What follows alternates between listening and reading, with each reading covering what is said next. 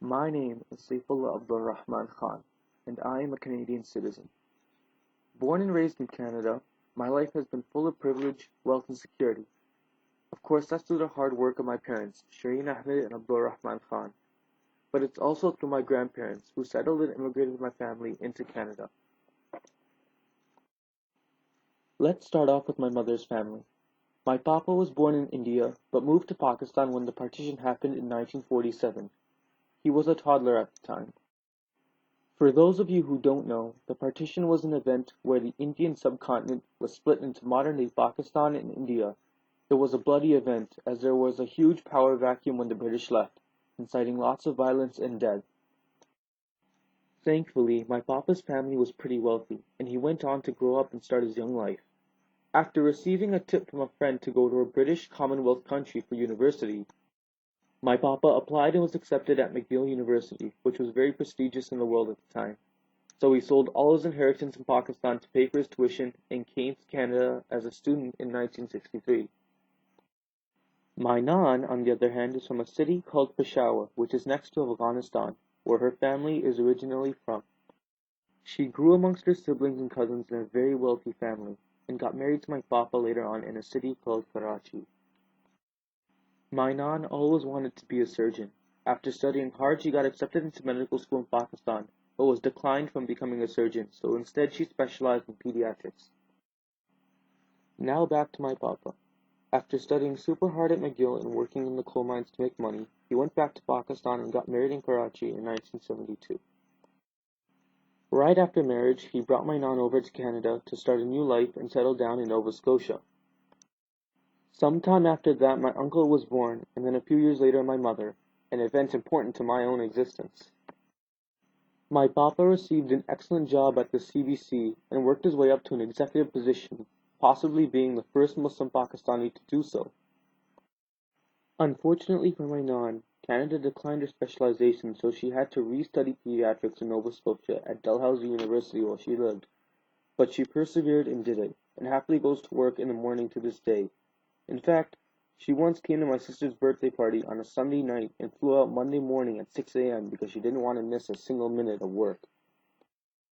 My mother and uncle grew up and went to school in Nova Scotia. My uncle attended Dalhousie University in Nova Scotia, and my mother went to the University of Toronto. Now for my father's side of the family. My dada was also born in India but was 2 when the partition took place, so he and his family moved to Pakistan. My dada had a hard life growing up. He wasn't poor by Pakistani standards, but he was the man of the house from a very young age. My great-grandfather was already 60 years old when my dada was born, and he wasn't always around either. Because of that, my dada strived hard in school so he could support his family in the future, and eventually he got his engineering degree in Pakistan. My lovely Dadu was born in Kashmir, Pakistan, and moved to Karachi when she was a young woman, because her father was looking for a job. My Dada then got married to my Dadu in Karachi. Anyway, my Dada's hard work did not stop there. He received a scholarship to a university in the south of France where he would study to get his PhD. Years later, he was offered a really good job in Joliet, Quebec, as an engineer in training. That's how he came to Canada. He was looking for a stable job and was offered one here. After settling down around the GTA, my Dada started sponsoring his and my Dadu's family members to come to Canada. My Dada and Dadu over the years succeeded in sponsoring 8 other of their siblings and their families. For my Dadu, it was a huge stress relief having her sisters close by and around her. Now I'm going to highlight the struggles of my families as they came to Canada. First, from my mother's side. My papa spoke fluent English but was bound to have faced horrible racism in the 1960s. My papa also came solely as a student, and his biggest challenge would have been living life on his own with no family or support structure. Of course, money would come from Pakistan and working in the mines, but to be thrown into a new environment and country at the age of 17 is a huge challenge to face. Thankfully, he knew and spoke English very fluently, so he was able to adapt easily to the environment around him. When my papa brought my Nan to Canada, she also faced loneliness since she moved so far away from her family. Canada also accepted her medical degree, but said she had to redo her specialization in pediatrics. This was quite a setback since she wanted to work right away. There were also challenges faced by my father's family when they came to Canada. My dada arrived in Canada for the first time in Halloween, and the best way to phrase it is that he was like, "What the hell?" My dada didn't know the culture of Canada well, but he understood English, which was good for him in his job. My dada faced a lot of stress coming to Canada, particularly handling Quebec winters.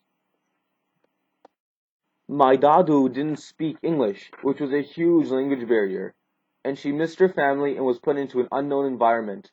My dadu was also taking care of two very small children, who were my father and my aunt.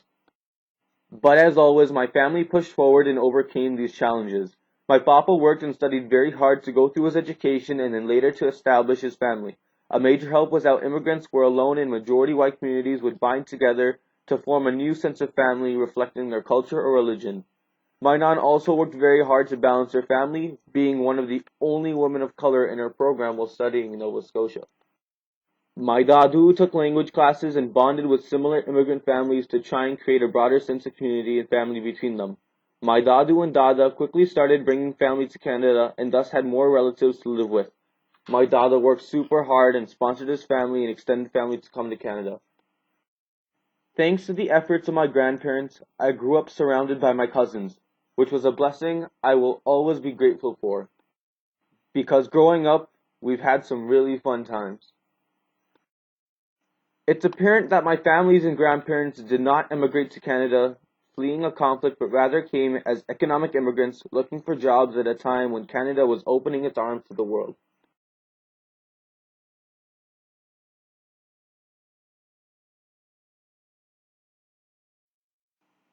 So what is my place in Canada and its history? Well, with all the resources and freedom and privilege I've been given, I better work my butt off to strive for greatness, because that way I can help take care of my family and grandparents when they're older and repay all the blessings they've given me and make the world a better place, hopefully. Thank you.